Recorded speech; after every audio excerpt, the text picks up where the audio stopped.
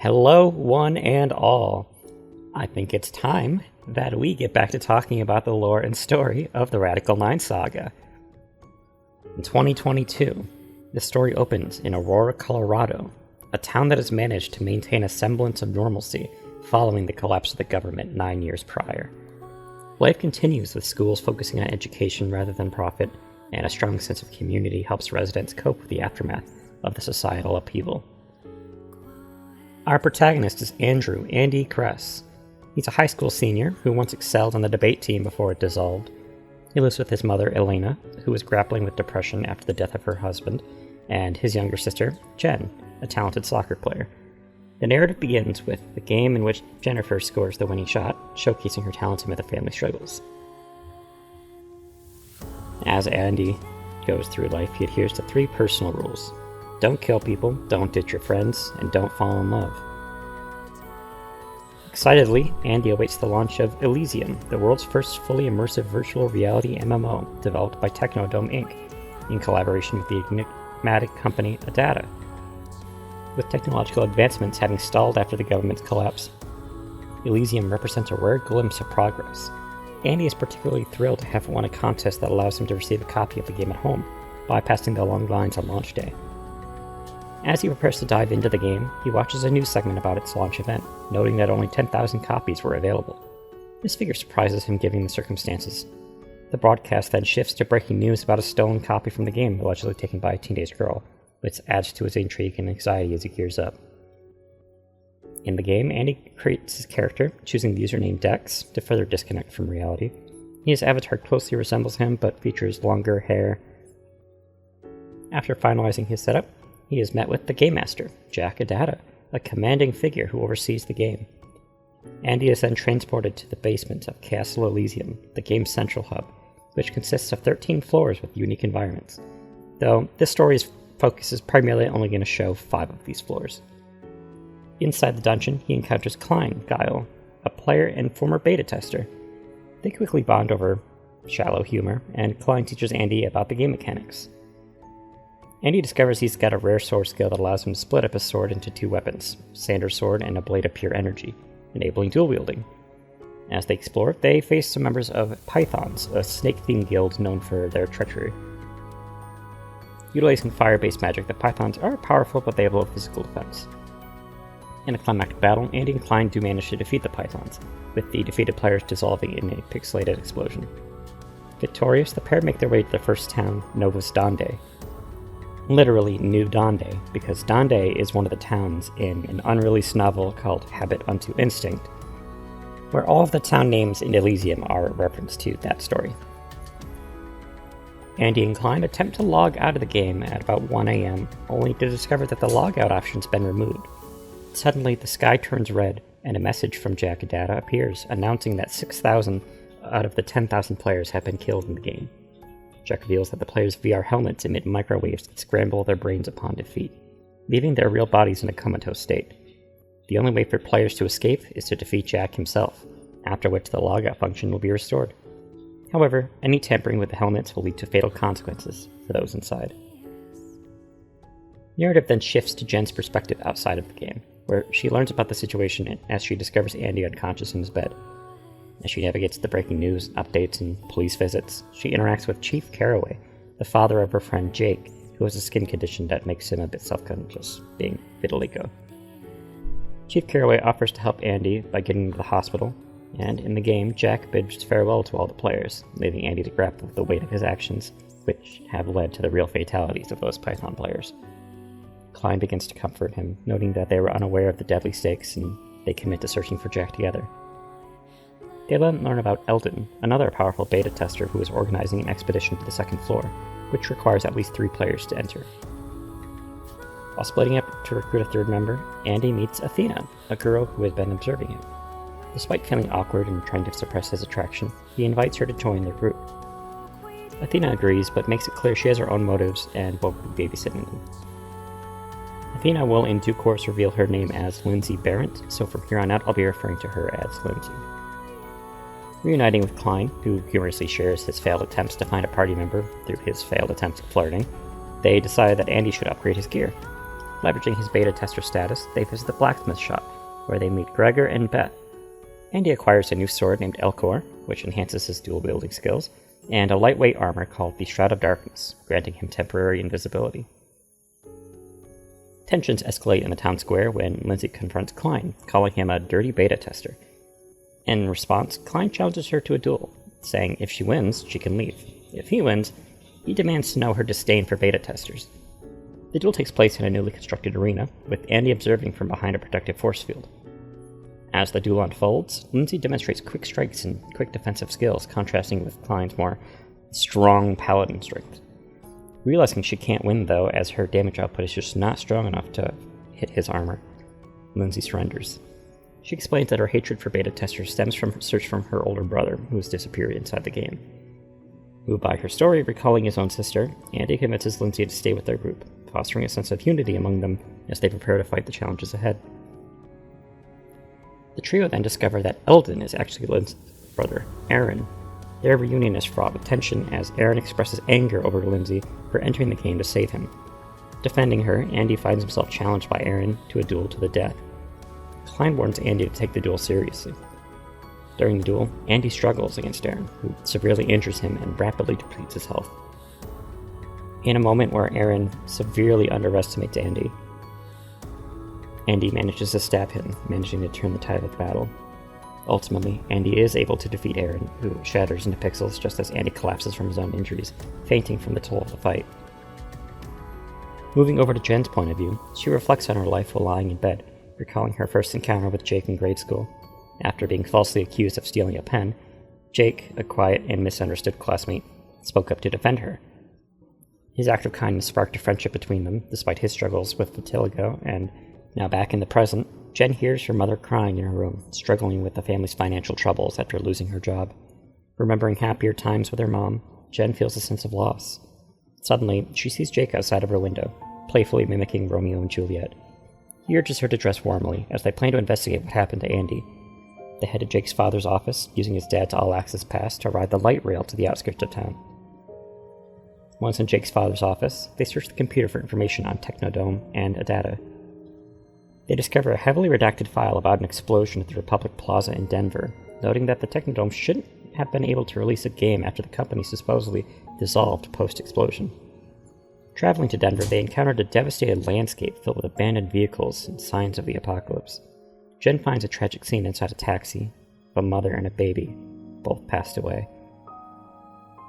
Jake begins coughing heavily, leading Jen to confront him about his health. He reveals that recently he's been also diagnosed with chronic obstructive pulmonary disorder, or COPD, which he had kept secret to avoid worrying her. Jen insists they return to avoid straining him further, but Jake is determined to find a way to help Andy first. Reaching the Republic Plaza, they know its dilapidated state, with the top partially collapsed. Jen must climb over a high gate to enter with Jake's help, and while he goes around to scout for another entrance. However, as soon as Jake leaves her sight, Jen feels an inexplicable pull from within the building, compelling her to step inside. Back in the game, Andy awakens disoriented in an unfamiliar inn, his heart racing at the sound of a knock at the door. His tension eases when Klein enters, bringing news of the recent events. Klein informs Andy that he'd passed out during the fight, noting his earlier queasiness, and he mentions that Lindsay was taking some time for herself following the traumatic encounter. Klein then produces a gem known as the Heart of Ares, a keystone that was once worn by Eldon, who had died during all of the chaos. Klein explains it as part of a collection of 8 keystones, which, when gathered, unlock a great treasure. They discuss the implications of Eldon's death, acknowledging that his reckless leadership could have resulted in much more significant loss of life if he had led the players to the second floor. As they head to the armory to safely store the Heart of Ares, Andy senses Lindsay's presence. Their conversation reveals her emotional state. She expresses the need to be alone to sort through her feelings, fearing she might cause mistakes if she remains burdened. Despite Andy's concerns about their dwindling numbers, Lindsay insists on her decision and encourages him to stay alive and defeat the game for their group. Once Lindsay leaves, Andy reflects on her struggle and his own feelings toward her, realizing he must not be remembered as a broken person needing saving. He battles with the urge to follow her, but decides against it, recognizing the importance of focusing on his own challenges. With Klein confirming that the crystal is safely stored, Andy resolves to manage his own emotions and support his team as they navigate the floor ahead. So Lindsay's now left the group after her sole reason for coming into the game has gone up in smoke. We'll be switching between her POV, Andy's, and Jen's for the foreseeable future. For now, let's swing on over to see how she's handling things. Lindsay walks away from Andy, gripped by guilt over the chaos that has unfolded. She struggles with her decision, knowing it feels wrong, but choosing to ignore that voice in her head. She reflects on everything, how it's all gone to hell, and resolves not to make it worse for others. After urging him to beat the game for us, she continues walking, seeking time and space despite her disdain for both. As she moves through the town, she notices people going on about their lives, unaware of the impending disaster, which deepens her sense of isolation. Eventually she arrives at a still pond at the town's edge, longing for a reflection other than her own. Sitting by the water, she imagines a gust of wind, though the surface remains unchanged. Haunted by memories of Aaron, the reason she entered the game, Lindsay grapples with the weight of her actions and the pain of her loss. I don't give the thoughts the chance to weaken me anymore. I shifted my legs under me and held my hands down at the edge of the pond and threw my head under. It was immediately cold and my eyes opened wide. My head flew out of the water as I gasped for breath. My body, no matter how hard I tried, would try to survive. I gritted my teeth and threw myself back under. I wanted so bad for it all just to stop. I started screaming, and I could only hear my voice subdued underneath it all. I was hacking up water that burned my lungs and looking up at the cursed sky above. I was looking up at a figure I couldn't see clearly. I saw a flash of green, and my eyes perked open. Dex? What the hell are you doing? Said a voice that was definitely not his. He came back into view, and it was a young man she didn't recognize. He had short black hair with a green streak and brown eyes. His face looked much older, but there was something about him that said he was younger than he looked. I had no response for him, and when he didn't seem to take that as an answer, he took a step closer. Instantly, I didn't like that, and I knew he could tell it too, because he smiled smallly. Don't you know how dumb it is to throw your life away in here? He cocked his head. When people are trying to stay alive with everything they have, do you know what an insult it is to see someone like you? I don't have to tell you shit, I said, shivering. Fuck, I stutter when I'm nervous. God fucking... Fine, he looked away. Go drown yourself. If you really think it'll make you hurt less, then go ahead. My ex ran in front of a train 7 years ago, and you know what? She doesn't feel anything anymore. I do. I have to live with that fact every single day. And that's what you will do if you sink your head in that pond one more time. The only thing that happens when you kill yourself is that you give all of your hurt to someone else. There's no heroism, there's no healing in suicide. If you can't stand up and tell everyone you love face to face that you're going to do it, then you don't deserve to drown. He was right. I didn't deserve to live. There wasn't even anyone I could tell. Green eyes opened in my mind and my throat caught. Silencing the rest of my thoughts, I had told him to win the game for us. That's what I said to the boy that he was gonna die here. I'm sure we all were. But he was going to die fighting, doing the right thing, trying to be a hero. It was probably gonna be soon. He might already be dead. He was new to this like I was. He made mistakes. He was sloppy. But he was brave. The real reason I couldn't stay with them is because I couldn't bear to watch them die. Klein was strong. He might have lasted a long time, but even he'd be killed by something eventually. How do I stop? And I saw that he was going to misunderstand, so I corrected. How do I stop thinking this way? How do I get the thoughts to stop ripping me apart? His look softened. You have to kill them. You stomp them into the ground and tear it into pieces. You tell them to fuck off, and you mean it. He offered a hand. I know a little bit about this part of the trip down the road. I can help you find your way back. I looked at his hand, and I saw Aaron's face behind his, morphing into my dead brother. There's a slick smile that almost said, You killed me. Fuck you. It was a barely manageable thought. I bobbed on the edge of tears as his face vanished. I found myself taking his hand. He helped me up, and then I saw the green eyes flash across his, only for a fraction of a second. But it was there. I could have sworn he smiled as it passed, but now his look was neutral. My name's Raphael. What's yours? Athena. I covered fast. I wasn't ready to tell somebody my name here. A name and attachment. Names were strong like that. Well, seems like you need to leave up to your namesake, he said. Because if you can't, you're handing your ass on a silver platter to the Game Master. Don't want that now, do you? No. Well, good then. I've been looking for another player to pair up with, and I'd like to offer that position to you. Why? Everyone else was taken, he smiled wanly. I didn't laugh. Come on, it was a joke. No, I don't want to see anybody else die. Too many people have already. Green flashed in his eyes again. I realized in that moment I was thinking about him too much. It was paired with the realization that I did want to live. I wanted to get out of here. I wanted so much. Determined to gain strength in this hostile environment, she seeks Raphael's guidance. He shares his experience with virtual reality, explaining that survival in the game requires more than just physical strength. It demands a comprehensive understanding of the rules of engagement. As their training begins, Raphael begins pushing Lindsay to her limits, demonstrating that resilience was key to surviving the challenges ahead. However, the physical toll of their training weighs heavily on her, and she struggles against the pain that he inflicts. When he strikes her, she momentarily collapses, overwhelmed by emotions and the memories of Aaron. In her moment of vulnerability, she realizes that her fight is not just against the physical dangers of the game, but also against her own inner demons. Well, also the fact that Raphael is an abusive piece of shit, but that ain't any of my business. At this point, many players have started moving to the second floor, where they have recently defeated a boss, but she hesitates to join them, fearing that a new loss would only compound her grief. The thought of facing parallel pain, one connected to a boy she barely knew, overwhelms her, leaving her feeling undeserving of such sorrow. Resting beside Raphael in the inn after a training session, she grapples with her turmoil. Though she initially resisted sharing a room, his insistence reflects how powerless she feels to deny his advances. As she tries to close her eyes and escape his haunting gaze, she finds herself drawn to Raphael. In a moment of desperation, she reaches out to him, seeking solace and distraction from the darkness that surrounds her. Moving back to Andy and Klein, who have since moved on to the second floor, floors are separated by teleporter pads that require items called teleport crystals to move forward.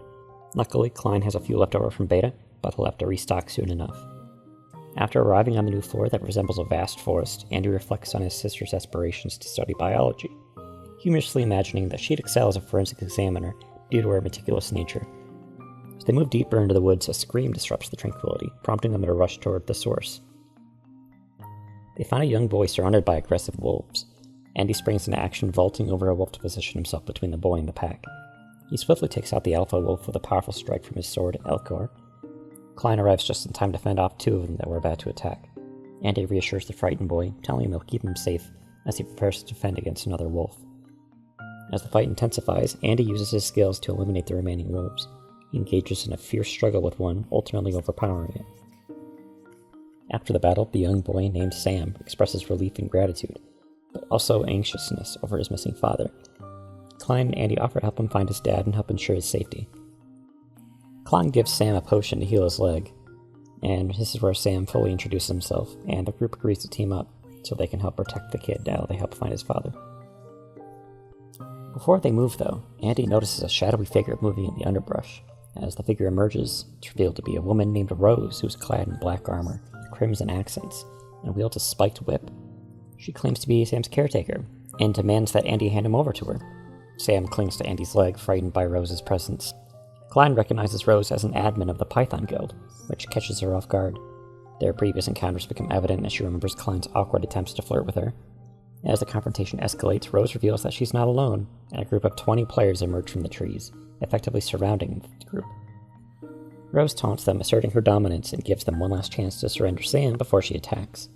As she prepares to unleash her gang on them, Andy grips his sword Elcor and stands firm, ready to protect Sam against the overwhelming odds.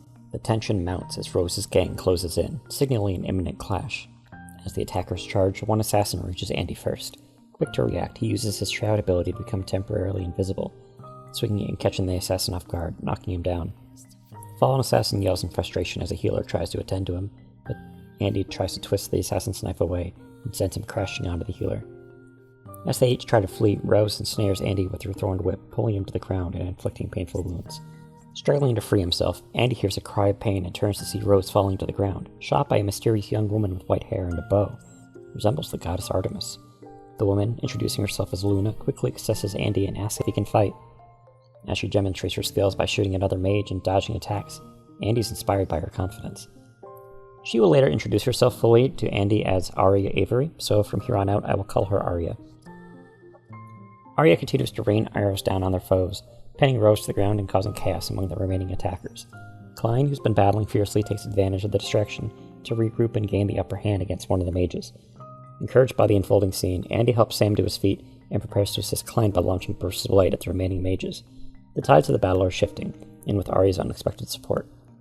She regards him with a smile. It was quite the hairy situation you boys were mixed up in. You're lucky I came in to save the day. Save the day? We totally had that handled, Klein argued. I shook my head. No, we didn't. Honest and cute, she said, and then immediately turned to Rose. Now, it is mighty fine time that I finally caught up with you.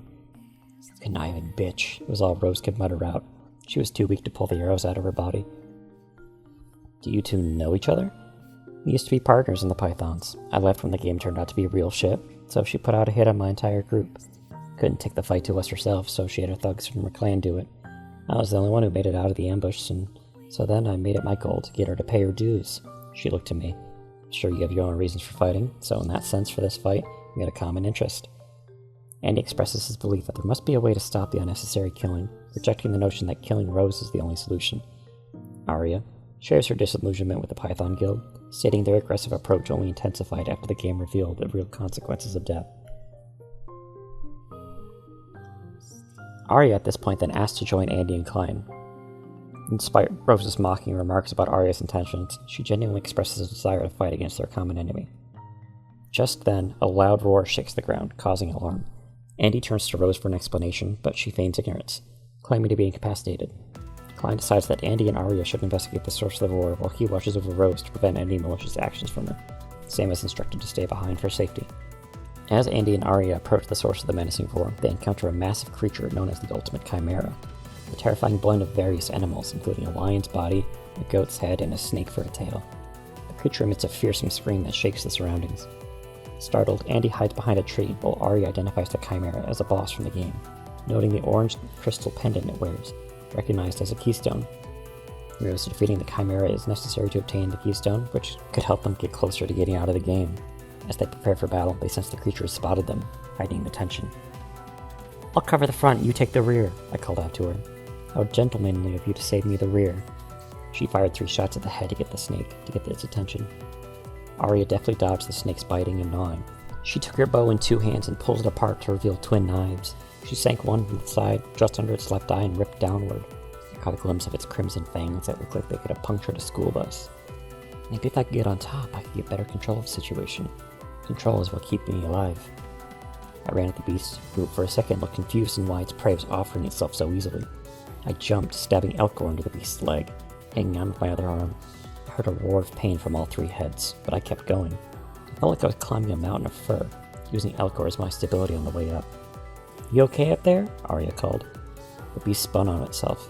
The snake was tired of being irritated and not getting to eat its fill, so it gave the task of the girl to the lion. I glanced over my shoulders, saw that Arya had chased the snake and stabbed both of her knives into its right eye in the midst of its screams. She removed them and stabbed at the other eye, blinding it fully. I have the snake covered. Think you can take care of the projectiles? Can't predict those if I'm focusing over here. Sure thing. Thanks. And she grinned and backed up to dodge the snake's whirling head. The goat's head began puffing its cheeks, and an idea formed in my head. I waved my arms around, taunting the goat head to fire. It opened its mouth, and the green acid flew at me. I rolled out of the way, causing the acid to land in the Chimera's back. The acid had already ripped through the fur and flesh of the beast. Part of its spine was visible, and the flesh seemed to be breaking apart where the acid had made contact. I ran to where the acid burned the beast's flesh, and I dug Elcor inside and ripped it back as I cut open an even larger wound. I ran toward the beast's rear, and then it had been too much. The beast fell to the ground and vaporized. We both fell and landed hard, Arya harder than me. Keystone clinked to the ground as a remnant of the battle. My breath was short. I looked over at her, who had done the same back to me. Well, wasn't too bad, she said. I guess he did okay. I smiled small and let out a hearty laugh. I can take okay. Well, that's a shame, because I was selling you short. Great idea to make its own acid work against it. Yeah, idea, I said. The totally on-purpose plan that I enacted after sizing our mighty foe up, and totally didn't accidentally use to our advantage. She bumped against my shoulder playfully. Okay, fine, I take back my praise. She looked over toward the keystone and picked it up, gazing at it in the light. So is this what you were talking about? I nodded. Yeah, fortunately that means we just took down the boss of this floor. As they head back through the forest, they notice signs of their previous conflict, like scorch marks left by Rose's whip. However, they find that their companions, Klein and Sam, along with Rose, are missing. Andy checks his party menu and confirms that Klein's still alive, prompting them to follow a glowing tracking arrow, leading them deeper into the woods. As they walk, Arya and Andy share personal insights about their experiences in the game, discussing their feelings toward guilds and the various challenges they're facing. Andy reveals that he tends to prefer solitude to avoid the emotional burdens of his real life, while Arya challenges him on his mindset, suggesting that healing might be easier with friends around. The conversation deepens as they explore their vulnerabilities and past relationships. Arya expresses her desire to be with someone who understands the weight of their shared circumstances, hinting at potential between them. Andy wrestles with his feelings. They then exit the brush to find a giant amber wall that reached higher than they could see. There was giant writing inscribed on the face of the wall. 05, 19, 03. Andy expresses his frustration at encountering a progress lock this early in the game, banging his head against the wall in disbelief. He and Arya discuss the situation, noting that the arrow suggests a path beyond the barrier and questioning how Klein managed to get through. With a timer indicating they must wait over 5 days to proceed, Andy's irritation grows. Determined to find a way around the lock, they decide to split up and search for an alternate route, agreeing to meet back in 10 minutes if they have no luck. However, their attempts prove futile, as their weapons are ineffective against the barrier. Turning to each other, they realize they have no choice but to wait. Arya comments on the situation, and Andy laments the frustration of being stuck. As they prepare to return to the first floor in search of something to pass their time, he notices Arya's glum expression. This moment leads Andy to resolve that he never wants to see her look that way again. Andy and Arya return to Novus Dande, which feels eerily quiet compared to its usual bustle. As they discuss the recent chaos caused by Jack's intervention, Arya reveals she was in the forest when the players began dying, reflecting on the unpredictability of everything happening. Despite her guilt, she tries to lighten the mood by proposing a full-body reset to release bad energy, encouraging Andy to join her in the stretching exercises. As they engage in this unconventional activity, Andy feels a sense of relief wash over him. Their lighthearted banter is interrupted when Arya unexpectedly kisses him, leaving Andy momentarily shocked but intrigued. They discuss the anonymity of the game and how it allows people to express themselves more freely than in real life. Arya shares that she was homeschooled in London, back when Andy mentions his public school background, noting the contrast of their environment. The conversation deepens as they reflect the state of their world, with Andy expressing his anxiety about the future. Seeking to prepare themselves for the challenges ahead, he suggests they train together, to which Arya agrees. She leads him to a local training hall. They engage in a sparring session. As they practice, Andy struggles with overthinking his moves, leading to mistakes, such as losing grip of Elcor during their duel. Arya critiques his approach, encouraging him to stop second-guessing himself and to embrace the natural rhythm of fighting, liken it to dancing.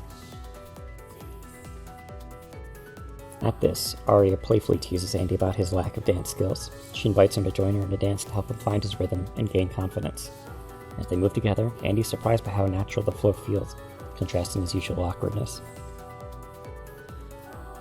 Arya laughs, saying that it's okay to feel vulnerable, and the moment turns more intimate when Arya pulls Andy close for a hug, expressing her appreciation for his companionship.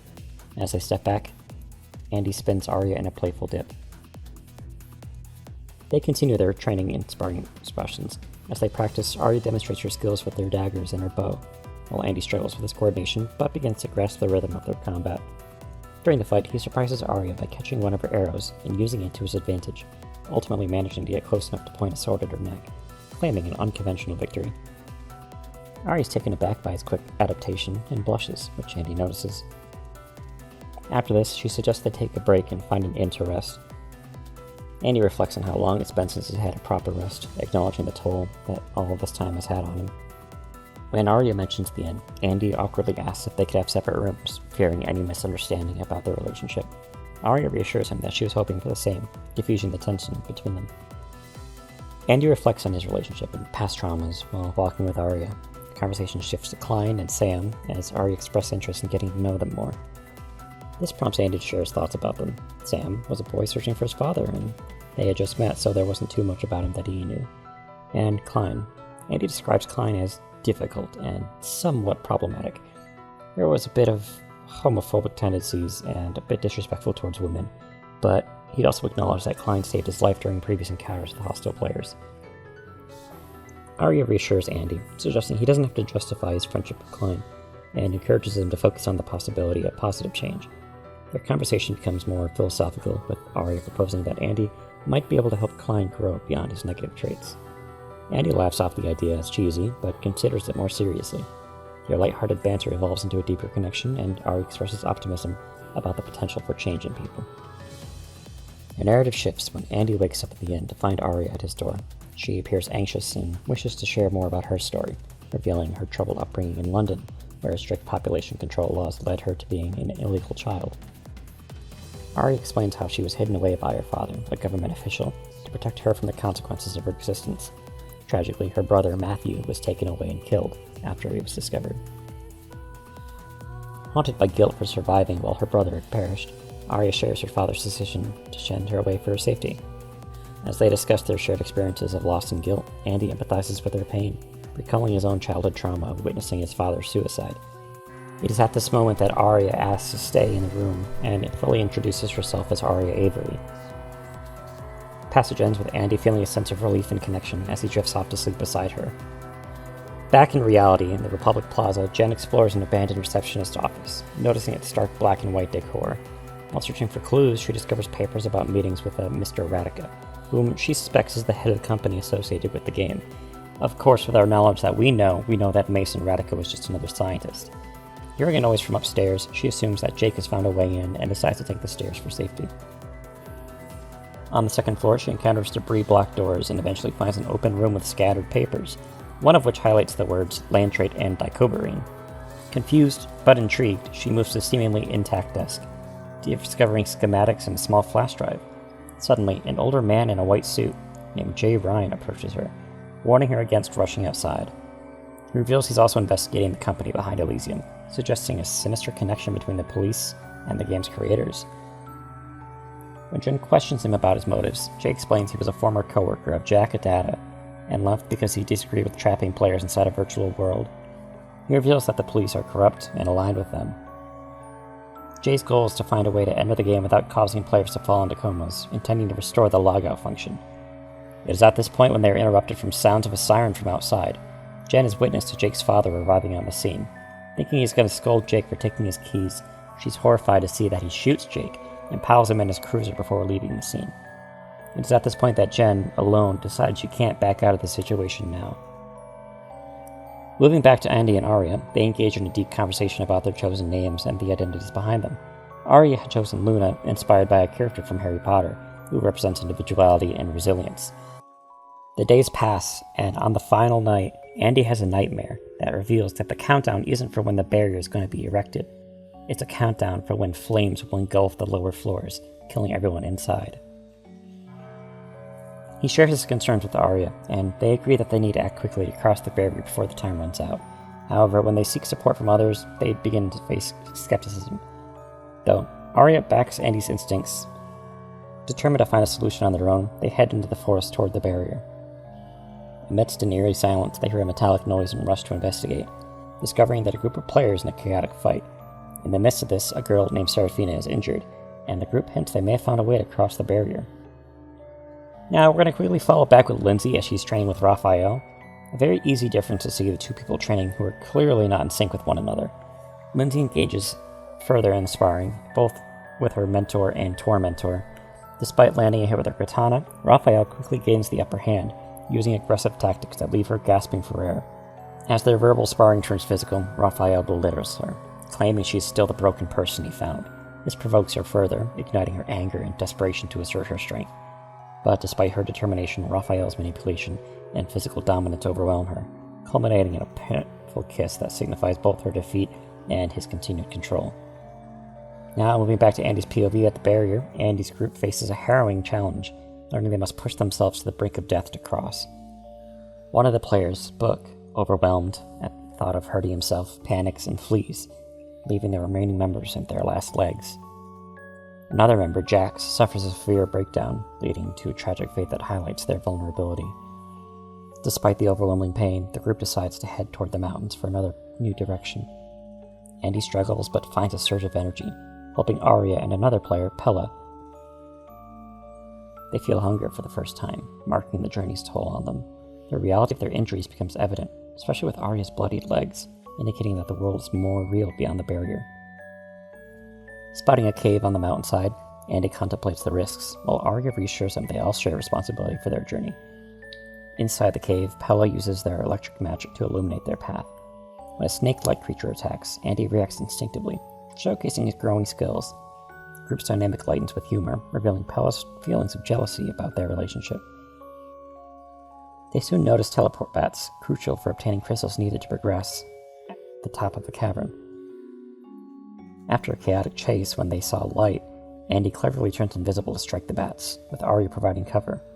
They manage to defeat them, collecting the crystals, and Pella expresses her desire to be more proactive. They then arrive at an exit in the cave, which takes them to an open clearing with a teleport pad. From here, they use the teleport crystals to arrive at a large, ominous room lit by a starlit sky.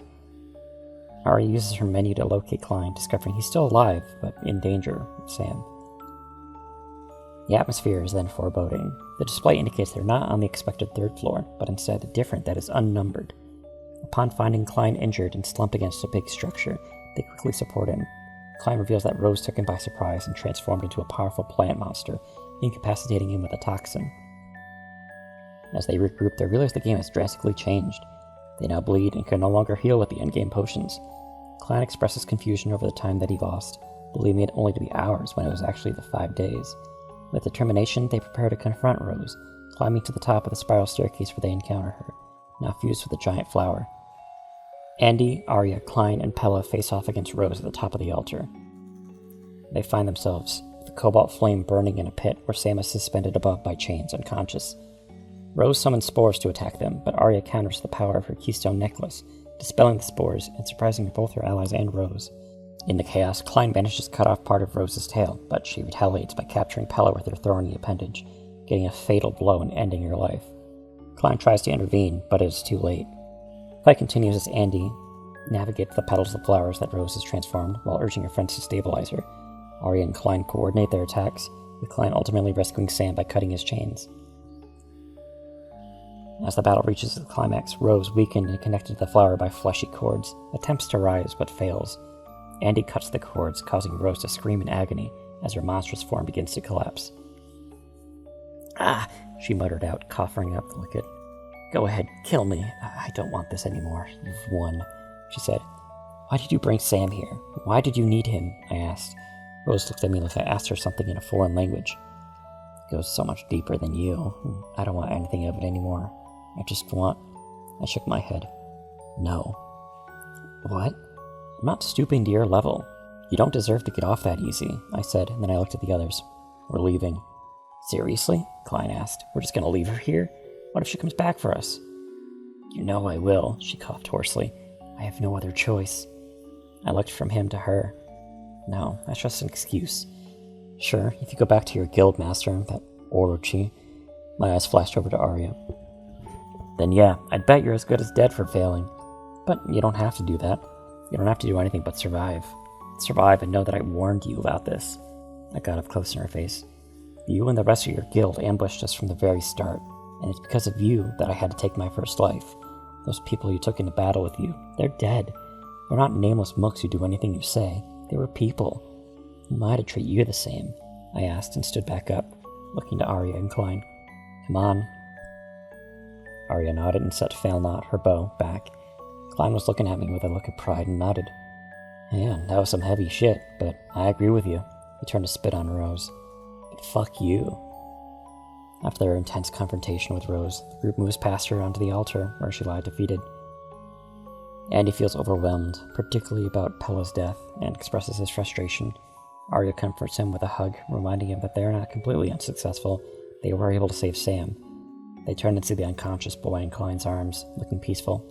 Arya reassures Andy, emphasizing their victory. She shares a tender kiss with him, and they find solace in the fact that they're alive and have a chance to escape. We then shift back out of the game to check up with Jen and Jay in the Republic Plaza. Desperate to help, Jen agrees to assist Jay with their plan to restart the generator on the 5th floor. Jay reveals a vial of bright green liquid called Radical-9, which he needs to enhance a project he was working on, known as the Rabbit. He says that the Radical-9 was a potent compound made from a mix of earthly and Martian elements, designed to override the storage function of devices and create an amplified energy output, likened to a super battery. As Jay prepares to apply the Radical-9 to a flash drive, he explains its dangerous properties. Physical contact with humans can lead to disastrous consequences. He recounts a tragic accident involving a coworker that ultimately led to Jack Adata, the creator of Elysium. The incident drastically altered Jack's mental state, making him power-hungry and morally compromised. It's implied that he now exists within the game's framework, using the players as mere vessels for consciousness. Jay plans to confront Jack directly to disrupt his control over the players trapped in Elysium. He proposes they must locate him within the game, using a modified Adata helmet. He explains that while the players believe they are dreaming, they are actually trapped within a fabricated reality controlled by Jack's subconscious. Jen takes the rabbit and heads to the 5th floor, where she finds the generator. After a few attempts, she successfully plugs it in, causing the lights to flicker on. Pleased with her progress, she returns downstairs to find Jay working on a helmet, similar to the one her brother wore. She informs him that the generator is operational, and they share a brief, nervous exchange. As Jay tweaks the helmet to simulate the game without the invasive cord, he asks for her name, but she introduces herself as Jennifer Kress. Jay reacts with surprise, noting that her eyes are different from her family's, and he reveals that he knew her father, David Kress, and was close friends with him and another colleague, Gregory Daniels. After completing the helmet, Jay confirms it could help save her brother. Jen volunteers to enter the game. They first check a monitor connected to the helmet, which displays a video feed for the different game floors. They spot Andy fighting alongside a group against a muscular man with a hammer in a Victorian-style town. Determined, Jen urges Jay to send her there to rescue Andy, and he nods, preparing the helmet for her entry into the game. Now, this is a little bit of a flash forward to the events of the game, so I'll return back to Andy's point of view that lead up to this point. After recounting Andy's prophetic dreams about the lower floors being consumed in flames, Klein reacts with disbelief, but decides to check on their friend Gregor using his in-game messaging. He confirms that Gregor is alive, which provides a glimmer of hope for the group. Klein expresses his eagerness to move forward, hoping they can reunite with Gregor and collect another keystone. As they activate the teleporter to the 3rd floor, the environment transforms into a vibrant landscape, filled with flowers and brick roads leading to that same Victorian-style town. Arya admires the beauty, and Klein teases Andy about his relationship with Arya, prompting playful banter among the group. Arya surprises Andy with another kiss, more so at Klein's expense. It is at this point that they seek an inn for rest. We now shift back over to Lindsay's point of view after all this. She finds herself in training hall with Raphael once again, feeling emotionally and physically broken. Their training has been intense, and they grapple with their inner turmoil. A sudden scream shatters the tension, drawing their attention to a wall of flames engulfing another player. Panic sets in and the instincts kick in as they try to flee. The dream Andy had has come true, but of course nobody around here was around to hear of it. Raphael grabs Lindsay by the hair, attempting to pull her back, but as she struggles, she manages to break free and sends him stumbling off of his feet, which ultimately costs him his life. Realizing that the time limit for their escape is running out, Lindsay races toward the teleport pad, desperate to reach the 2nd floor before it's too late. As she dashes through the city, she sees the sky above filled with purplish haze, which she recognizes as a rift. A terrible many-headed dragon emerges from the rift. It is the source of the blaze as it flies across the world. Lindsay is trying to escape from the spreading flames, but is soon engulfed by the smoke and the heat. She runs into the barrier, and realizes she's too late to escape the inferno behind them. The time has run out. Her frantic attempts to break through result in severe burns. However, in a moment of despair, she experiences an inexplicable shift, and finds herself on the other side, in a tranquil landscape with green grass and a bright blue sky, while the fiery chaos looms ominously behind. However, her relief is short-lived as she discovers her arm is severely burned and appears to be a charred mess with bone visible. Overwhelmed by fear and the horror of her situation, she vomits and realizes the extent of her injuries limits her movement. Desperately trying to regain some control, Lindsay attempts to reach for her sword, the Wo Dao, but her injured arm is unresponsive and heavy. With no other option, she sheathes her weapon and takes a deep breath, choking on the ash in her throat. She realizes she must keep moving to survive, even as her body protests. Resolved to push forward despite all the pain and the uncertainty, she resolves to keep walking, hoping that against hope that survival is still possible. Moving back to Andy and company, they have arrived in a new city that feels more urban than Novus Dande. It is called Novus Callis. Klein pays for 2 rooms at the local inn, but they decide to regroup in one to strategize. Andy finds a seat while Klein places the sleeping Sam on the bed. Arya checks on Sam, prompting Andy to ask if they've heard back from Gregor, to which Klein shakes his head, raising Andy's anxiety. Suddenly, Andy notices something odd about Sam. His body seems to flicker. She slid over to him and placed a hand on him, but it went right through to the sheets. I don't understand. Sam's not real. I looked at him, a sinking feeling in my chest. What do you mean? He smiled, like every other one of his smiles. He's a fake, a sham, a program, and nothing but, meant to lure, deceive, and otherwise trick. There's no longer any reason to do so. So he's gone. Really, it is that simple. He stood up, stretching once more, and placing his hands behind him. Klein, what the fuck are you talking about? This isn't funny, I said. He looked to me. No, it's not particularly funny. But then again, it wasn't really intended to be. That feeling inside of you that's building, it's right.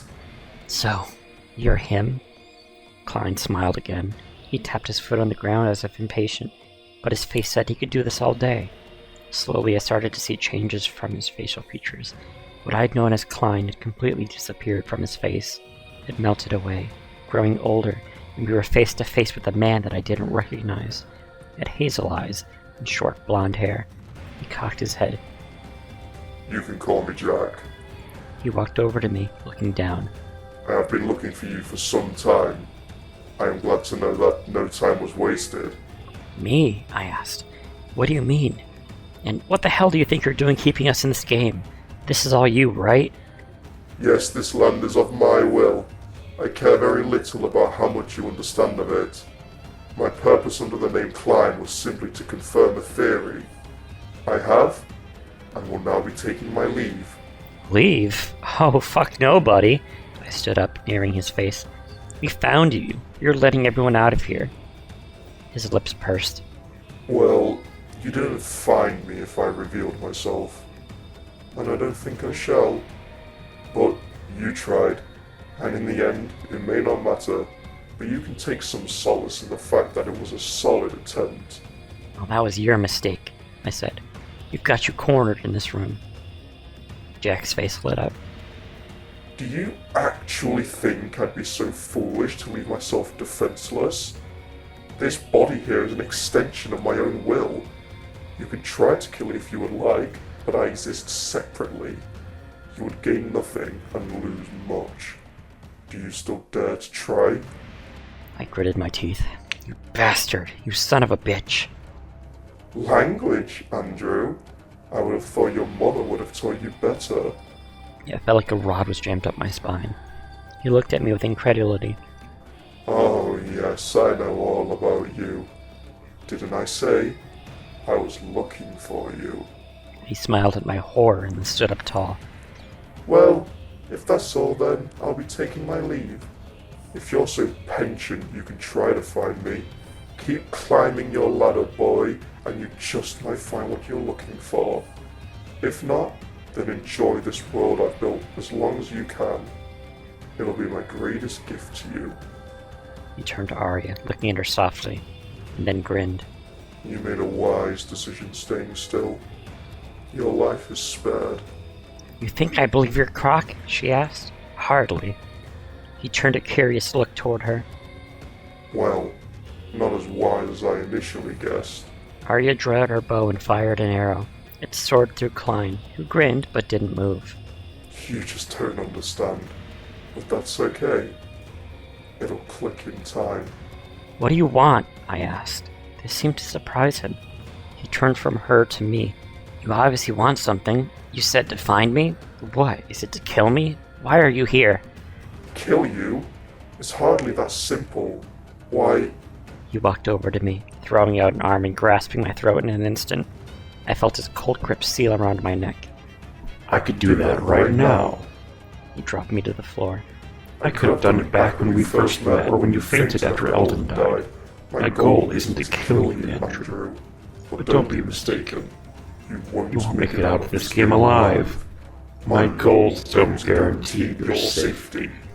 Without another word, he vanished from our view as if he never existed. In the aftermath of the encounter, Andy and Arya discussed their next move.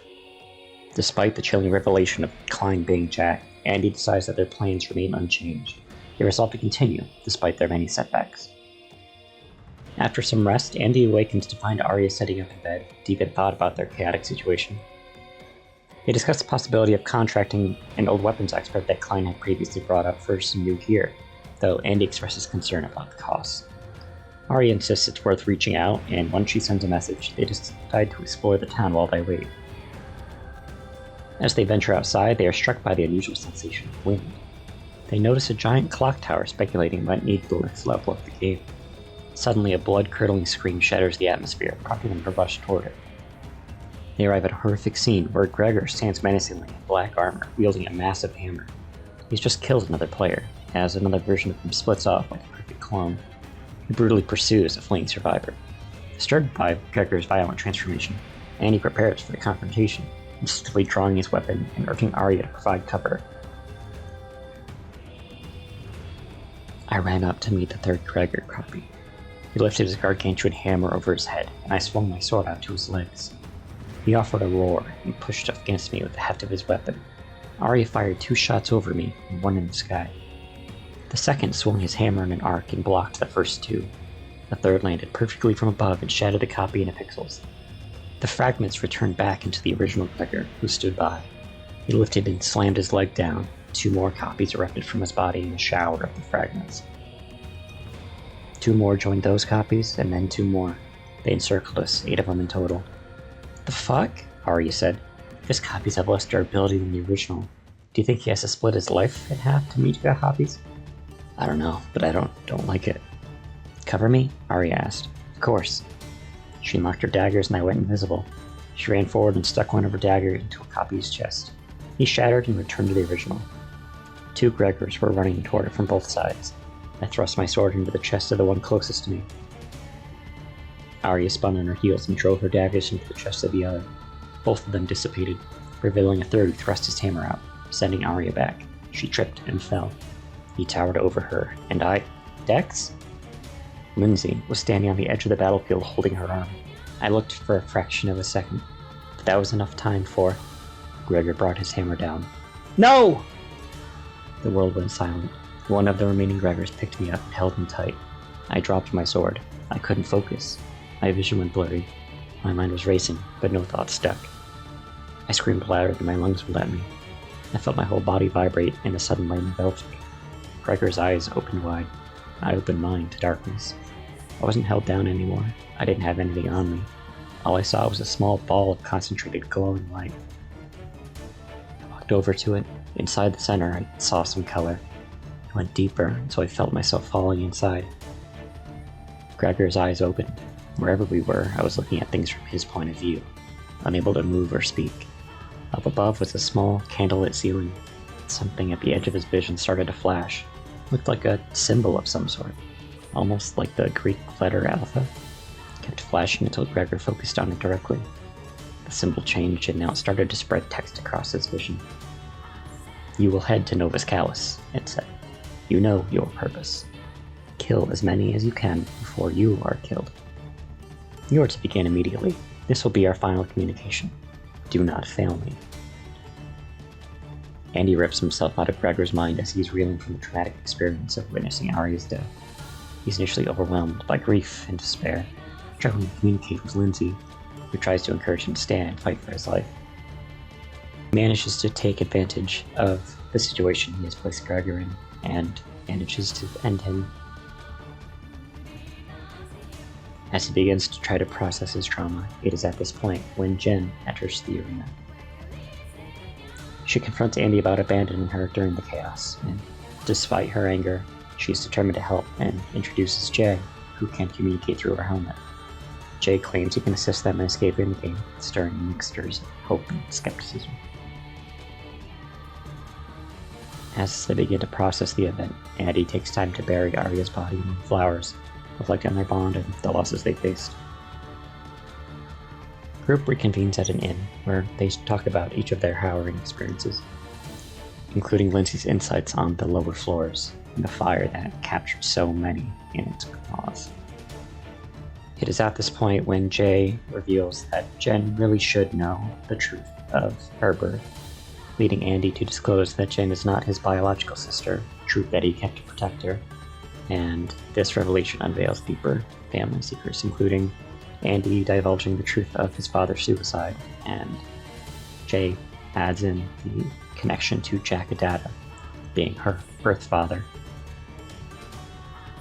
Despite all of this emotional upheaval, they refocus on finding Jack and escaping the game, with Jay outlining a plan to sever his hold over them. It's at this point that Andy reconciles with Jen, the private conversation acknowledging his shortcomings as a brother and expressing his love for her. They decide to seek out Oaken, the player that he and Arya were going to be trying to find out. Their encounter with Oaken leads to the establishment of a cautious alliance between the group, leaving them slightly more united as they brace for the dangers that lie ahead. Andy decides to trade in his trusty sword, Elcor, which has been significant to him all this time, and he gets in return a unique cutlass and revolver hybrid named Flintlock.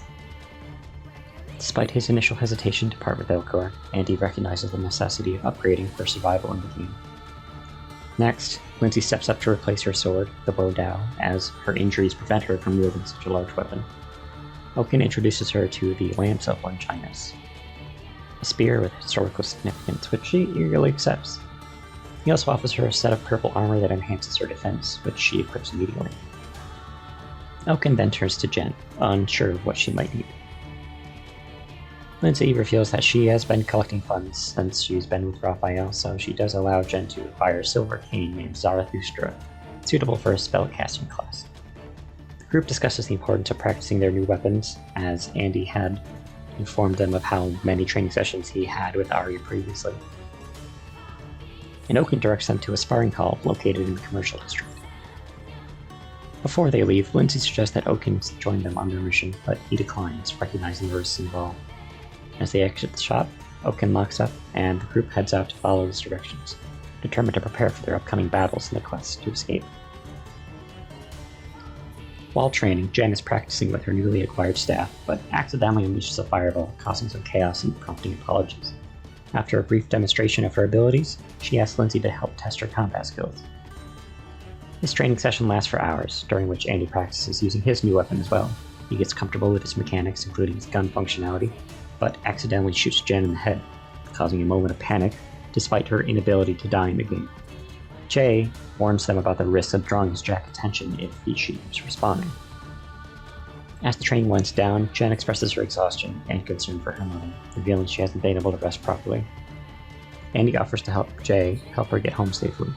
As Jen's avatar vanishes, Lindsay challenges Ansi to some more training, and they engage in a more intense sparring match.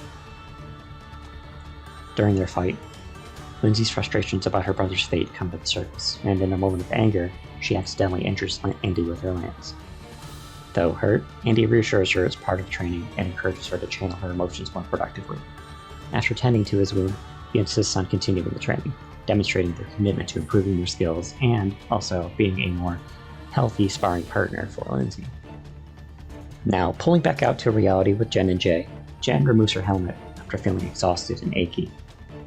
She talks with Jay, who seems concerned about her and Andy's involvement in the dangerous situation.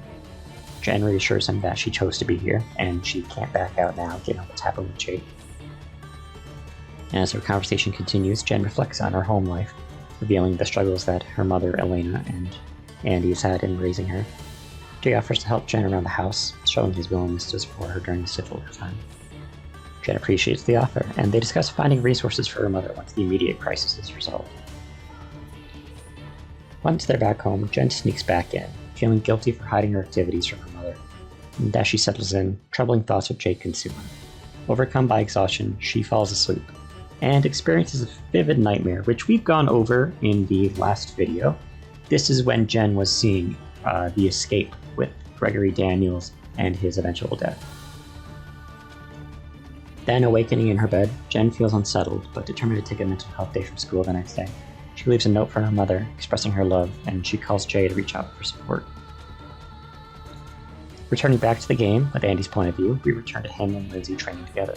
The physical and emotional toll of their training is palpable, as he and Lindsay spar intensely. Andy's leg does eventually give out, leading to a moment of respite where they share a quiet reflection in the morning light.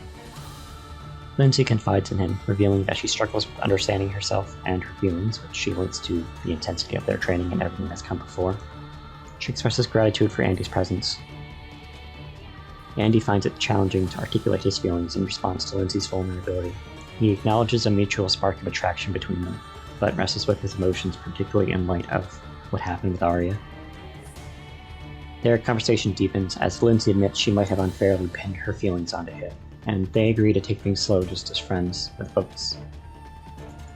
As they conclude their training, Lindsay hits Andy up, teasing him about his age and their previous discussions. They make their way back to the inn, where Andy is finally left alone with his thoughts. Overwhelmed, he reflects on the loss of Arya and the burden of having to take more lives, leading to a torrent of tears. He grapples with the complexity of wanting to be a good person while feeling burdened by guilt and despair. In his solitude, he recalls the struggles of his mother, who has been trapped in grief ever since the death of his father, and he resolves that once the crisis is over, he'll help her find peace and slow down from her endless cycle of pain. As he finds some sense of closure in his thoughts, he finally falls asleep, dream-free. Andy awakens feeling a bit more at peace after the emotional turmoil of the previous night. He assesses his injured leg, finding that while it still has a hole, it is starting to scab over and isn't bleeding actively. He recalls the urgency of the situation and adopts a mindset inspired by Lindsay. They won't be in their current predicament long enough for the effects of the injuries to matter. Suddenly, Jen's avatar appears, startling him. They exchange greetings, and Andy learns that Jen returned home safely and left her mother a note about her whereabouts. Their conversation then shifts to the Radical-9. Jay explains that an accident occurred while experimenting with the elements discovered on Mars, learning to a catastrophic chemical exposure that affected everyone in their facility, including children like Andy.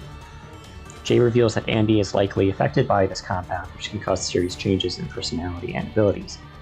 This revelation weighs heavily on Andy as he grapples with the implications. Jen expresses her desire to help Andy. Just then, Lindsay knocks in and joins them. After ensuring Andy is okay, they discuss their plan to move forward and escape. Lindsay set up some basics to provide cover as they prepare to leave the inn. Andy leads them to the clock tower, suspecting it houses a teleporter to the next floor of the game. They gather the teleport crystals that Andy has had before, and they step onto the pad as they approach. They arrive on a vast desert landscape filled with harsh winds and sand as far as the eyes can see. Andy shields his eyes as he takes the lead in the daunting expanse. It is here where he and his companions face the fearsome multi-headed dragon, who is named Orochi, who is the true leader of the Python Guild.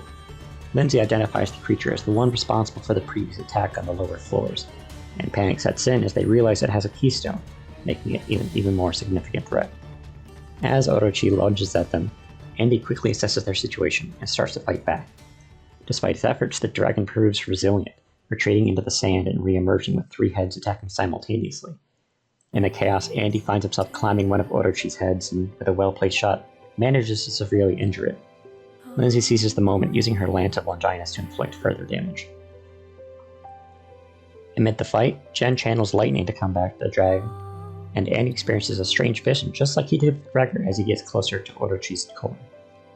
It is in this vision that Andy sees that the true identity of Orochi is Benjamin Gupta, who is the lead developer of the Elysium project, and Andy sees a meeting between him and Jack Adata.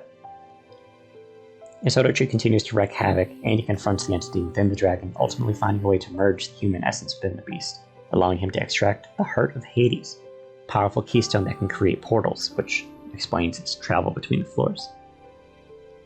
This act not only brings Orochi to a dramatic end, but also gives them potential means to escape the game. The trio contemplate their next move using the Heart of Hades, which leads to a portal opening to a new area, their goal being to skip ahead in the game.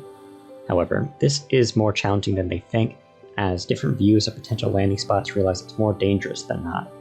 Despite the setbacks, they finally find a safest option, which leads them to an ancient temple within the same floor. As they approach, the steep staircase poses another challenge, and as they struggle to climb, Andy becomes frustrated, but eventually considers using the keystone to teleport up instead of climbing manually. As they sit through a portal and into the temple, Lindsay humorously claims credit for their descent. However, Andy is eager to escape the gritty taste of sand and urges them to hurry inside. The trio enters a narrow, dark hallway made of the same gray stone as the temple's exterior. As they venture deeper, they discover a large torch-light room containing a green gelatinous creature, identified as the Plasmic Wraith. Despite their attempts to attack you with their guns and weapons, their efforts prove futile. Lindsay quickly suggests going for the creature's core, but even that strategy fails when her lance bends under the Wraith's gooey form. Jen then steps up with her magic, unleashing a stream of fire that partially stuns the wraith, revealing its core. However, it manages to make an escape. Andy, drawing on his game knowledge, warns them to remain vigilant, predicting the creature will return with a trick. They encounter a maze-like structure within the temple. Jen, feeling strange instincts, lead them through the maze, which Andy finds frustrating because he has no clue to the logic of it. Eventually, they navigate back on the right path, leading them to a room filled with gold, dominated by a massive statue with a keystone embedded in it. Recognizing that the statue likely holds the Wraith's next form, Andy suggests they snatch the keystone before it can react. Jen then devises a clever plan using the Heart of Hades, using the portals to extract the keystone from the statue, making it explode upon impact on the ground. Emboldened by their success, Andy leads the group down a newly revealed path, and after a thrilling leap, they find themselves in a quaint barn in a new area called Novus Semper. The scenery is quite enchanting, with a golden grass and a sunset sky, much more rural than the previous town areas. As they explore their new surroundings, they deduce that this place is another town, possibly going by the ongoing joke of the new versions of previous towns.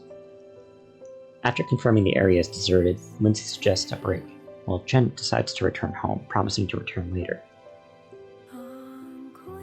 As night approaches, Andy realizes he slipped into one of Lindsay's memories of her old bedroom.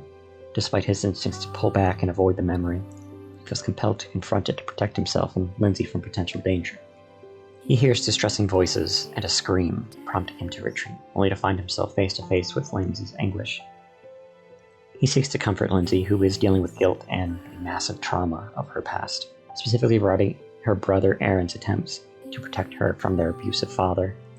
As they share their experiences, Andy reassures her that her struggles don't make her weak. He emphasizes the importance of having someone to share burdens with. This conversation goes deeper to reveal the depths of Lindsay's trauma, including her and Aaron's running away from their father and the difficult living conditions they faced afterward. Lindsay expresses her fear of being a burden, but he counters that friendship involves mutual support. It is then they face an unexpected threat, a violent shaking that interrupts their moment. Jay reappears and explains he has found a vulnerability in Jack's subconscious. Jay's goal is to use the mental ship to break the bounds of the game they are trapped in. The process is dangerous and could lead to catastrophic consequences, but they go through with it. As they navigate the ship, Andy and Lindsay are tasked with confronting Jack, who could threaten their lives, knowing that they're doing a full forward assault. Their journey takes a surreal turn when they enter the ballroom, resembling the Titanic, only to be confronted by a looming, shadowy creature, a giant centipede-like enemy. I took out Flintlock, and Lindsay readied the Lance of Longinus next to me. "You ready for this?" she asked me. "Would much rather fight a giant bird or a lion or something, but I'll manage." The beast bared down on all of its legs and on its back. I could see a human figure grafted onto whatever passed for its skin. It was a sickly gray that looked like it grappled like a tumor. The main body screamed a gory scream, blew both of us back. "Okay, the body on its back is our focus," I called out. "Don't bother attacking the black bits." Kinda hard when the black bits are a majority of its body. I worked my way to the side of the beast, and finally its back. I turned my head to see the backside of the decrepit body clinging onto the creature. Its face was buried within the shadows. I felt the wind leave my body as the horrid creature lost contact with the beast. The shadows that held it together began to fade for good. It landed on its feet and walked slowly to me. I was paralyzed as it took its time. It raised a hand and pointed a decrepit thumb at me. Andrew! It screams out between its unintelligible noises. There was a liquid dripping from the creature's mouth. There was a black ichor that singed the floor when it made contact.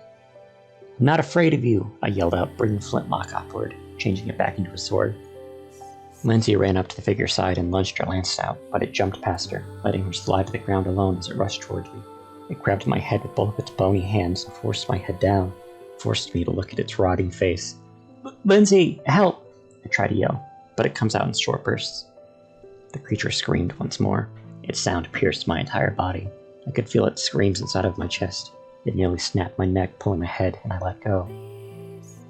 I stared directly into the hollow eye. In it was its complete darkness. I shook all over as it brought its head closer until it touched mine. I blacked out. Andy finds himself once again in a surreal landscape filled with the bubbles of light representing memories. A new one appeared, and despite his determination to escape, he was abruptly pulled into the light against his will. When he regained consciousness, he was lying on asphalt, feeling sore and aware that he had control over his body. Confused, he realized he was in a distorted version of his school in Aurora, aware that this wasn't the real world but a projection in his mind. As he attempted to navigate, he noticed its familiar surroundings, bare trees and the clothes he wore when entering Elysium. But something was deeply, deeply wrong. Suddenly a bolt of lightning struck the school, causing an explosion that sent him reeling. Despite being in virtual reality, he felt real pain. Struggling against the physical agony, Andy made his way to his house, feeling an overwhelming sense of sickness. As he approaches, he is desperate to find his family, calling out for his mother and sister. The atmosphere was oppressive, and each step up the stairs felt like a monumental effort. Upon reaching his room, Andy encounters a horrifying sight, a body hanging from a noose above his bed. The rope, initially dull brown, begins to glow crimson as he gazes at it, intensifying in hue. Hanging from the noose was the same naked corpse that clung onto the back of the shadow centipede. His face twitched slightly, and then it looked straight at me, that shit-eating grin it carried outside. I was frozen where I stood. All of a sudden, the horrible creature opened its mouth wide, broken teeth and infected gums all staring blankly at me. The black blood spilled out of its lips and down the front of its body, slowly coursing toward my feet. I tried to run, but my feet were planted on the ground. I couldn't move them anymore. "Come on, no! Get away from me!" I yelled louder and louder as the liquid neared. It bubbled up as it made contact with my foot. It burned like lava. It didn't care for my screams. My body was almost completely covered in the black goo, all the way up to my chest now. I was crying openly and I couldn't stop it. The body finally made its way to me, and it placed a sickly hand on my cheek. My heart was jumping out of my chest as it placed its other on top of my head. I lowered its neck stump and sprayed me with the face with the blood. I finally found solace in the dark once the goo covered me completely. I only heard one whisper continuing on and on for what seems like forever. "They're all dead. Everyone is dead. And you are alone." I could scream again, and so I did. Andy wakes up disoriented on the ballroom floor, with Lindsay hovering above him, visibly relieved. As he regains his senses, he feels a chilling air sweep through the ship, and Lindsay's appearance begins to distort, revealing the face of a corpse beneath her skin. In a panic, he sees her stabbing the creature that had just attacked him, and once freed from its grip finally, he feels a warmth return to him as Lindsay checks in on his well-being. They exchange a brief conversation about how long Andy was unconscious, with Lindsay revealing it was only a matter of seconds. Together they decide to move toward the captain's quarters. As they navigate past tables and a malfunctioning intercom, they encounter Jay again, who checks on them before warning that the stairs ahead may be difficult to climb. The duo ascends an ornate staircase, its dark wooden railings reminding Andy of his own home. The climb grows increasingly strenuous, but he attributes it to the ship's altitude rather than any physical ailment.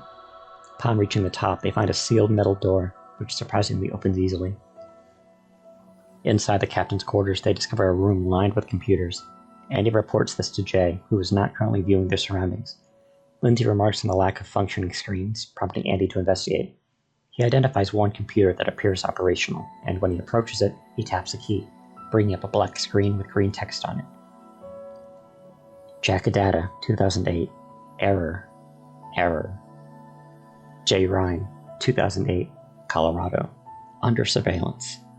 Gregory Daniels, 2008. Not available. Deceased. David Kress, 2008. Not available. Deceased. Mason Radica, 2008. New York. Unknown whereabouts. Lorraine Daniels, not available. Deceased. Elena Kress, 2008. Colorado. Under surveillance. Karen Ryan, not available. Deceased. Tracy Newman, not available. Unknown whereabouts. Luna Radica, not available. Deceased. Pamela Foster, not available. Unknown whereabouts. And he says that the year must relate to the year the experiments were done on them, that Jen spoke about seeing. Eddie notices his parents' names on the list and his heart starts racing when he notices that his mom is listed as being under surveillance. Lindsay asks if there's any other information, and he backs out of the window to find there's a similar looking graph titled Children. Megan Adata, 2008, not available. Deceased, Andrew Kress, 2008, Colorado, Elysium, in progress. Gavin Daniels, 2008, Ohio, Natos 1 and 2, failed. Catherine Radica, 2008, not available, whereabouts unknown. Jennifer Adata, 2008, Elysium, in progress.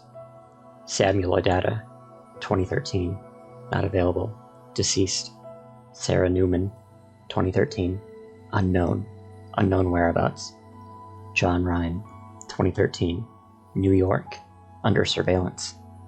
Jason Moon, 2013, not available, deceased. Jet Moon, 2013, not available, deceased. Jay reveals that Gavin, the son of Gregory and Lorraine, was involved in a significant incident in 2008 and is now 4 years older than Andy. The conversation shifts to their loved ones, including Jen, Jay's son John, who had been raised in New York to protect him from the dangers posed by Jack. Jay explains that he has sent him away to ensure his safety, a decision made under duress due to Jack's increasing power. As they discuss the potential fates of others, Andy reflects on the tragic outcomes of those involved in the 2008 incident. Jay expresses a desire to reunite with these individuals, believing that gathering their strengths could help them combat Jack and restore some balance. Lindsay acknowledges the gravity of the situation, while Jay admits to feeling remorse for his past decisions. Andy expresses understanding and a willingness to help, recognizing that while they may not be able to change the past, they can strive to make the present and future better. Jay commends Andy for embodying the best traits of his father, who believes he would be proud of. As the conversation progresses, they prepare for what lies ahead, with Jay suggesting they brace for turbulence. Lindsay shares her own fears about returning to a life overshadowed by loss, expressing a desire to join Andy and Jay in their fight against the oppression of Jack. Andy assures her that they would welcome her as part of the effort to rebuild after the chaos. Just as they settle into a moment of camaraderie, the ship unexpectedly stabilizes, contradicting Jay's warning of impending turbulence. Andy's confusion escalates when a figure made of azure crystal emerges, revealing Klein. 25. You son of a bitch, Lindsay spat at him. I should have killed you back at the start. Klein cocked his head and looked like he had just won the lottery. Yeah, you should have. You would not have been able to, but you should have. Shame. I should have killed you then too. But I didn't. Imagine the generosity I had to demonstrate in saving the life of the person that I thought Andrew here liked. And, get this, he didn't even like you. He liked the white-haired chick who met her end with a mallet. I wish I could have gotten that hit myself, but I'll take issuing the order. I will never forgive you, I said. But Andrew, look at how things worked out. The three amigos are back. He held out his arms. Even if one of us is missing an arm. The three amigos was never a thing. It was every player, and then there was you. Maybe so, but playing pretend every once in a while is fun, no? Like how I let you get so close with your little scheme here. Do you really think I didn't notice that interference the first time Jennifer entered this game? I could have refused her entry the second I noticed her breaking in. Why didn't you? You still don't get it? I needed you to come here. He motioned with his hands. You lost the girl who was going to carry you to the end. You needed someone who would help pull your ass out of the sadness you had. A sadness I fully could not even begin to understand, mind you. But lo and behold came your redemption with the first girlfriend, plus the long-gone sister. It was so perfect, even I couldn't have orchestrated it. She's not my girlfriend, and I grew on my own accord, I said. Potato, it's just like I told you from the start. Jay, I'd appreciate a helping hand here, I called out. Oh, he can't hear you. I shut him out. Klein said, his face shifting to Jack Adata. It isn't interesting if both sides cheat. It isn't fair if one side does either. That is the part where I point out your stupidity, for thinking I play fair. Lindsay fell to the ground beside me. Her eyes went lifeless. Lindsay! I called out. And... Jay's voice cut in, and instantly I recognized Lindsay's body started to vanish, as if it never existed. I looked up at Jack. Oh, shut him out, you said? What? He barked, his composure broken, if just for a moment. No matter. Your luck mattered anyway. I shook my head, standing to my feet. Oh no, she mattered a whole lot to you. It completed this whole thing for you perfectly, didn't it? Put a whole nice bow on it? What were you gonna do, kill her and laugh over my newfound depression? His lips snarled as he took a step toward me. I'm done joking with you. You never were joking. You were never anything but a maniac, I said, bringing flintlock up and firing around. The bullet and gun vanished from my hand faster than I could fire it. I looked down as the weight simply left my hand. Trying to use weapons in my own mind against me, like trying to suffocate the ocean with a garden hose. He laughed. I'd piss in the fucking ocean just so you could taste a little bit of humility, I said, the bare teeth. Klein held his arms in defense. Hey there, what's up, buddy? A bit of afraid not there? Oh, I'm afraid not. Go fuck yourself, I said. Seems you still haven't learned your lesson. Jack sighed, placing his arms back to his side. It's a shame I'm in love teaching it. Unfortunately, this isn't the right atmosphere for this kind of lesson. I can understand you wanting to fight into the Brogan ship, but I'm not the biggest fan. I'm up for a little... He blinked, and suddenly we were suspended above the earth on a single flat glass pane. atmosphere. I yelped as I fell on my ass on the glass pane. Looking around, I saw the infinite cosmos surrounding us as the lights and colors expanded as far as the eye could see. I see I've caught you off guard. I like to go for grandeur, and it is here that I will ask you one question, Andrew. If your answer is within an acceptable parameter, then you won't have to worry about anything else for the rest of your life. However, if your answer is unsatisfactory, well then, and only then will I kill you and let your body here float among the infinite vastness. How kind of you, I said. I'll give you a choice. It is entirely within your realm of control. Is that not kind? I've always given you the choice. I've pulled heaven through hell to give you this choice. If the choice is to join you, then you could forget it. I'm not teaming up with a megalomaniac. Team up? I can't believe you consider yourself anywhere near an equal. I have to say you are much funnier than your father. No, that was not my question. Then what is it? I wish to inhabit your body. You can keep your consciousness. It'd be the minority, of course, that is a necessity, but you would remain alive. You'll get to experience all of this world and the real world's pleasures. Anything you wanted could be yours. All at no effort to yourself. That is by far the worst sales pitch I've ever heard. Jack shrugged. I'm a scientist more than a salesman. You can't say that I didn't try. Ah well, so your answer then is no? Yes. Unfortunate. Did you honestly believe I'd say yes? You wouldn't believe the kind of people that say yes when their backs are at death's door.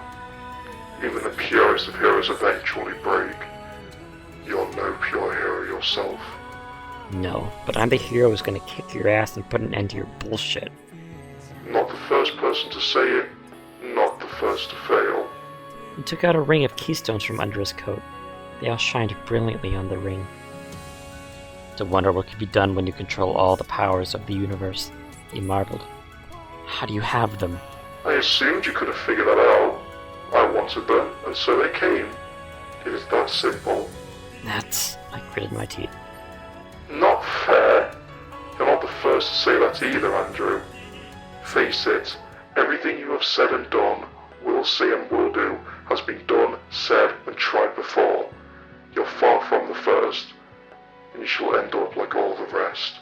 Fuck, what do I do in this situation? I'm royally fucked. No, you're not. My mental eyes opened wide, and I was looking out through Jay's eyes back in the Republic Plaza. I don't know how I knew they were his, or that's where he was, but I just knew. I felt a reassuring feeling deep in my core. You have Radical-9 flowing through your system. He brought you where you are because he's scared of you. He's scared of all of you. You all pose the risk of dethroning him from his kingdom that he's built up. He wanted to take over you because he thinks you could be stronger than he is. Use that against him. I blinked and was looking back at Jack. He must have noticed a change just as I had. as his look wasn't as cocky as it was when I left him. I stood back up and looked at him, dead in the eyes. I felt a sort of magnetism underneath my skin, boiling in my blood. I thought back to every single person I had seen die in this awful, terrible world, of all the pain and chaos sown by this one pathetic man. I knew in a single instant that nothing I did in this world could ever kill Jack. He wasn't connected to Elysium in the way the rest of us were. If I mustered up all my strength and obliterated him here, should that even be possible, then he'd just be like Jen and pop back in. Nothing would change. Maybe he's baiting that for me. Maybe that's how he wins. If he kills me, my blood is still warm. Maybe use it against him. There is something I can do. I thought of each and every player in this game, and I closed my eyes. I thought of ejecting them one by one. I felt around like a giant hand in my mind, scooping them up and holding them tight, breaking the helmets of every single player that remained. I smiled when I felt that hand close over the last person. What did you do? Jack asked. You baited me into hating you, I said. You knew I was infected with Radical-9. Probably guessed I had the ability to see things. Probably guessed that I might awaken into a new power, and my life was on the line. That's what happened to you, right? You were on death's door, and look what happened. A new man.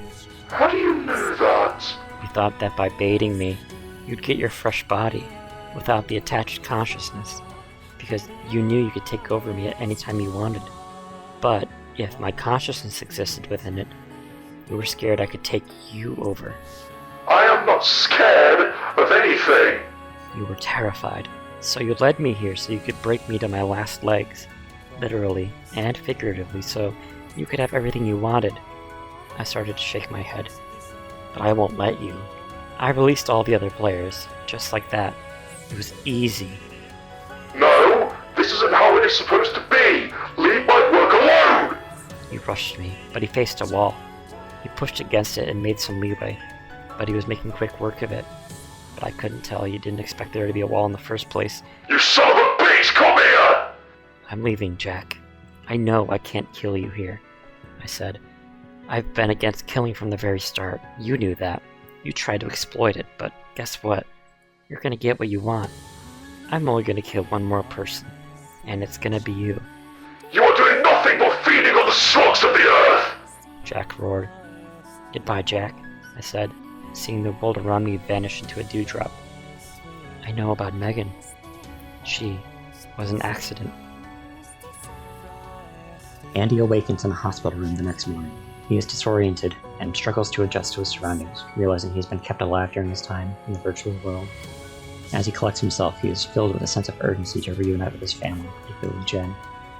Andy encounters Jay, who expresses relief at his survival and shares he managed to rescue Lindsay from the situation. Jay mentions that Andy has developed a form of telepathy, which excites him and indicates his critical abilities. However, Andy's primary concern is finding Jay, prompting him to insist they leave for their home immediately. As they navigate through the hospital, Andy feels the weight of his body after being immobilized for so long. Jay helps him along, reassuring him that they'll deal with any obstacles together. They finally reach Andy's house, where he's overwhelmed with dread upon seeing Jen's distraught face at the doorway. Their siblings' reunion is bittersweet as they learn that their mother, Elena, has killed herself. This realization hits Andy hard, causing him to collapse in the snow, while Jen, relieved that her brother is alive, is devastated by their loss. They share in this moment of grief, and Jay, who has known their mother longer, provides emotional support, becoming a new anchor for the two. In the aftermath, Jen expresses a desire to put their mother's remains at rest, suggesting they burn the body to bring her peace. Jay agrees to help, emphasizing the legal ramifications of their actions, but asserting they have little choice against Jack's oppressive influence. The siblings come to a consensus about their course of action and resolve to find others who were affected by their situation. We took off as the blaze started behind us. I was in the passenger seat and Jen sat in the back. Jay was driving as fast as he could to the supposed meeting spot with Gavin Daniels. We were on the road for 10 minutes before I told him to slow. What? Your friend, can he wait 15 minutes? I think, why? Take her right here, I said. Castle Rock is nearby, isn't it? You're looking for her? Jay asked. I told her she could find company in our merry band of freedom fighters, I said, attempting a joke, It came out terse and sad. Of course, I can't dare imagine what sort of condition she must have woken up in. How much do you know? Enough. Well, she only told me, so you'll have to play mum. He did not reply. Just like that, I said. We turned off the exit to Castle Rock and were headed our way to where I felt that Lindsay was. I think more than ever we all needed another friendly face around us. I think more than ever we all needed to heal. And we'd meet this new friend of Jay's. I'd see if he wants to join the cause, and then you'd best be ready, Jack Adata, because we're coming for you.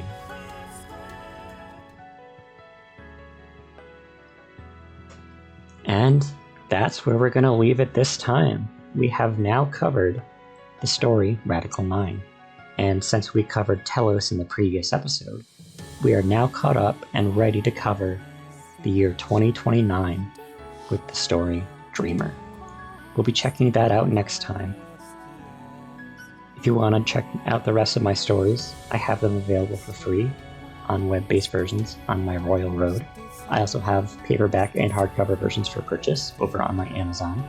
And I also have digital versions that you can buy, that you can download over on my coffee shop. With that, check you guys next time.